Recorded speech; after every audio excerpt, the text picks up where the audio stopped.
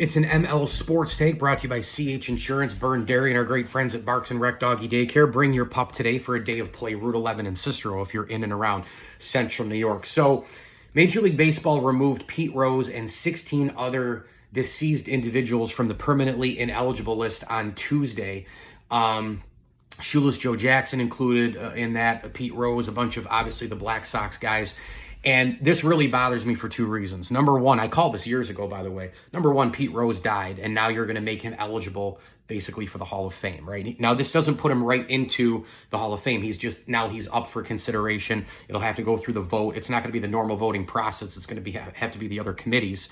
But of course, this happens when he's gone, number one. And number two, it really bothers me, Rob Manfred, in this and listen, I'm not saying Pete Rose was an angel, but Manfred's quote really irks me. Once an individual has passed away, the purpose of Rule 21, the purposes of the rule have been served.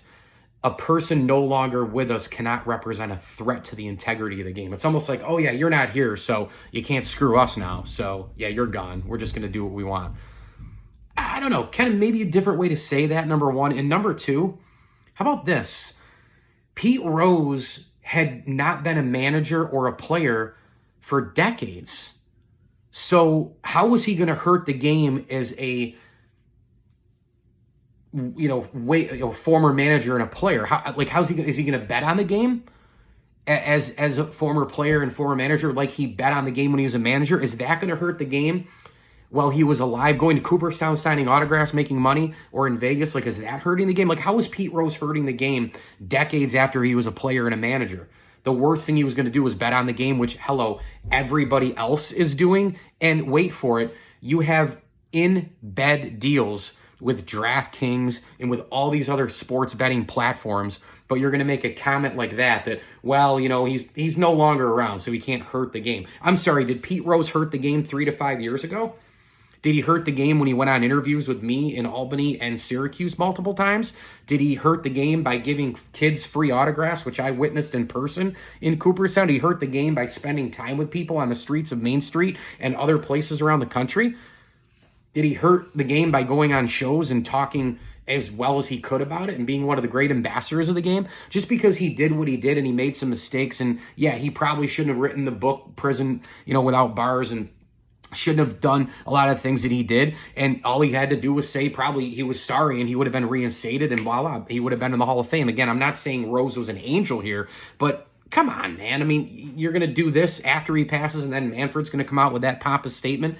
Just absolutely ridiculous. The bottom line is, all the steroid guys should be in, Rose should be in, Joe Jackson should be in, and you just put what they did wrong on the plaques, you honor it, you understand it, and you go from there. Bud Selig is somehow in the Hall of Fame, and he was the commissioner of the steroid era? Really? I mean, hypocrisy at its best here with all of this stuff. And Pete Rose, one of the best players in baseball history, and this is a museum, and this is about the player only. That's the other thing that bothers me about this. Pete Rose, the player, is really what the argument is about. He bet as a manager, but this is about the player being in.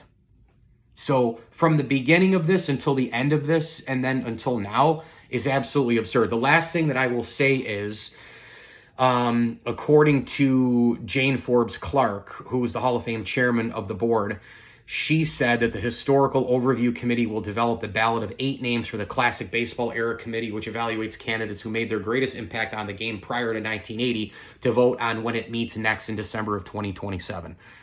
Great. By the way, all these stupid baseball era committees and pre-1980, and then they changed it, to that from 2 other committees, pre-60, pre-this. It should just be called the Veterans Committee, and that's it. And by the way, a lot of these writers who vote for the Hall of Fame, it shouldn't be that way. The whole voting should be changed. It should be former executives, maybe former commissioners, select media members, including writers. But a lot of these writers it's just gotten stale. Some things aren't good in sports to change, but that certainly would be. But this whole Pete Rose thing has bothered me for the longest time, and I called this years ago, that when he died, that something like this was going to happen. Mike Lindsley here, ML Sports Take, brought to you by Batavia Downs Gaming, Western OTB, and our great friends over at Rosie's Corner. Grab pizza and wings all week, Route 11 in Brewerton. a proud Platter supporter, and we thank partner friends of the show as well. Dom Cambereri, Chris Cara, Dave Midgley, Trey Walewski, Brian Comboy, Kevin Rich, and Jared Schwartz. As I always tell you, enjoy the games.